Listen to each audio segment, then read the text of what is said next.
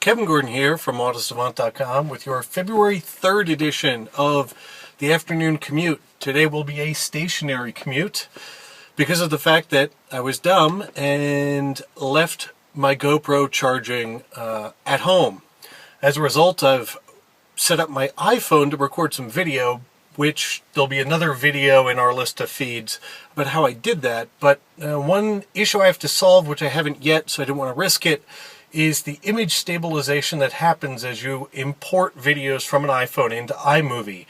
I could just go for a raw feed, but I like to do a little bit of editing and put our titles in. So as soon as I figure out how to turn that off, we might go this way some more in the future. The one thing that is interesting to note is that I'm actually talking to you through the Bluetooth microphone in the F-150 because I've got the iPhone set up with the Bluetooth connection, so that's the way it's recording the sound.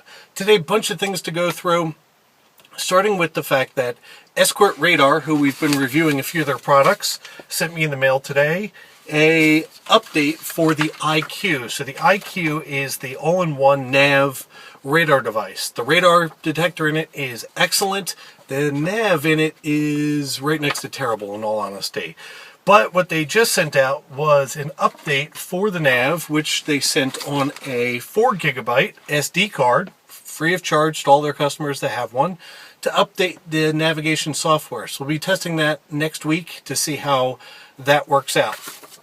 A bunch of smaller things up in the news today, starting with Toyota. Toyota came out today and said that it's interested in once again becoming the #1 manufacturer in the world, which is a bit interesting because of the fact that when they originally became the #1 manufacturer, they came out in the press and said that they didn't really want to be the largest manufacturer. So we'll see what happens. You know, this year the total numbers came out a little bit fuzzy between GM, Toyota, and Volkswagen about who was the biggest because of who included what counts and whatever else. So good for them. It's an interesting thing to release into the press.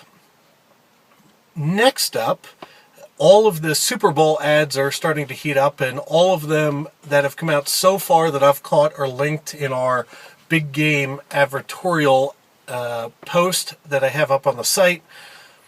Two more were released today, one for the Chevy Volt and one for the Chevy Silverado. The Volt ad involves aliens, which is fine, and the Silverado ad is a post-apocalyptic Mayan calendar 2012 ad, about the fact that the Silverado made it through the apocalypse and the F-150 didn't. Should be interesting to see if they leave in the portion about the fact that, well, he drove a Ford and that's why he's not here, or not. The video that's currently posted to YouTube, that's supposed to be the commercial, is 1 minute and 12 seconds long, so they may cut out that 12 seconds, and those 12 seconds may be the reference to Ford. We shall see. The other rumor that came out, but not the commercial yet, is the fact that Clint Eastwood is supposed to be doing the Chrysler advertisement for the Super Bowl in replacement of Eminem. Should be interesting to see if he breaks out any of his lines, tells anybody to get off his goddamn lawn, or asks anybody if they feel lucky. We shall see. Next up, not really news in any way, shape, or form, but something I found highly entertaining happening over the last 24 hours or so.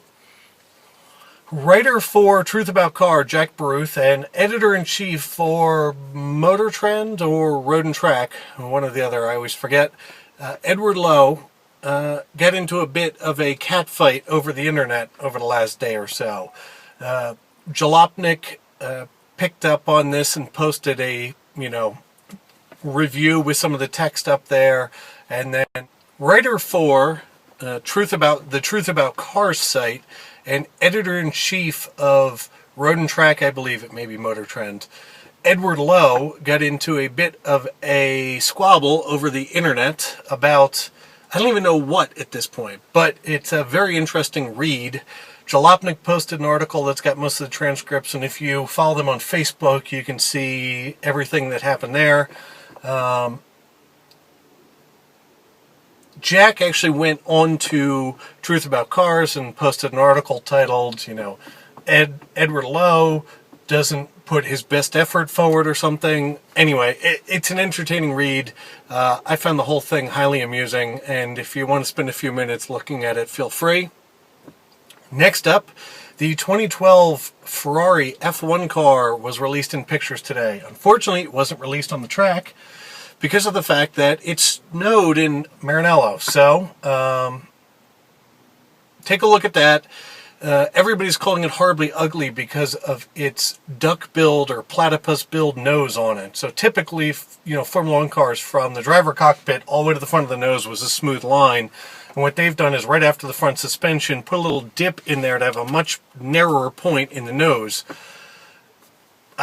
As far as I'm concerned, Formula 1 cars have never been designed to be good looking. They've been designed to be fast. So if Ferrari thinks this is going to be faster, expect all the cars to look like that by the end of the season.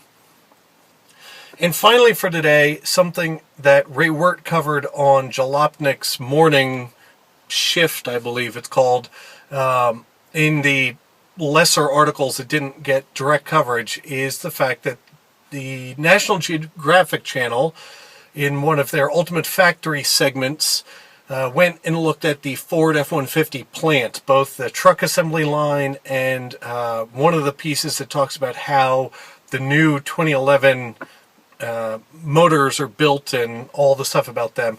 It really is something fascinating to watch. There's quite a few of the clips online, or you can set your DVR to record it. Definitely worth a watch to figure out how they managed to roll 1,200 trucks a day off that line and how everything goes together. So there you go. Another week of commutes from Autosavant.com. I will be dark, as they say in the industry. I'm actually going to be on a trip for Monday and Tuesday next week, so we'll be back on Wednesday of next week. Hopefully on Wednesday, coming to you from a 2012 Hyundai Veloster that Hyundai's being nice enough to let us review for a week. I'm Kevin Gordon from Autosavant.com, and I look forward to talking to you next week.